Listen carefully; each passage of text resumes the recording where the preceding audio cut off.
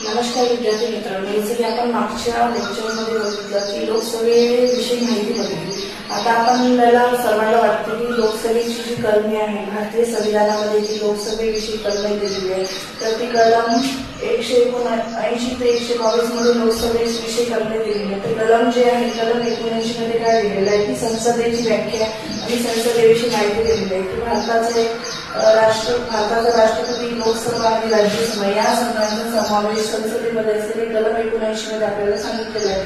त्याचप्रमाणे कलम 81 मध्ये लोकसभेची रचना दिलेली आहे की लोकसभेमध्ये कोणकोणते सदस्य असेल आणि लोकसभेची निवडणूक कशी घेतली जाईल, लोकसभेची रचना कशा पद्धतीचं असेल. त्यानंतर कलम 83 मध्ये लोकसभेचा कालावधी सांगितलेला की मॅक्झिमम जो कालावधी ते 5 वर्ष असेल, जर 8 महिने असेल तर काही प्रॉब्लेम असेल तर लोकसभेचा कालावधी म्हणजे लोकसभेचा कालावधी वाढवण्यात येईल. त्यानंतर कलम 85 मध्ये राष्ट्रपतीकडून अधिवेशन बोलवले जाईल. जर आपले अधिवेशन जर व्यवस्थित पद्धतीने नाही झाले वर्षातून होणारे, तर राष्ट्रपती अधिवेशन बोलवू शकतात. ते कलम 85 मध्ये सांगितलेलं आहे. त्याचप्रमाणे कलम 92 मध्ये सभापती आणि उपसभापतीची जी निवडणूक आहे ती लोकसभेचे सदस्य आपल्यामधून करतील हे सांगितलेलं आहे. त्यानंतर कलम 100 मध्ये मतदान आणि निवडणूक प्रक्रिया, लोकसभेचं जे मतदान आहे ते मतदान आणि जी निवडणूक प्रक्रिया आहे ती निवडणूक प्रक्रिया कलम 100 मध्ये सांगितलेली आहे की भारताचे जे पंतप्रधान आहे त्या पंतप्रधानाची जी नेमणूक आहे ती पण लोकसभेच्या सदस्यांमधूनच केली जाते.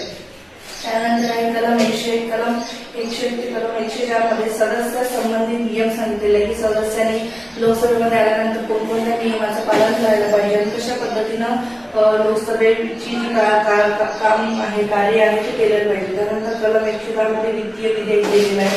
आपण बघितलं की हा जो प्रश्न आहे हा प्रश्न FSC ला विचारून केलेला आहे की वित्तीय विधेयकाचा जो कलम आहे ते कोणता आहे. तर कलम 104 मध्ये वित्तीय विधेयकाविषयी माहिती दिलेली आहे.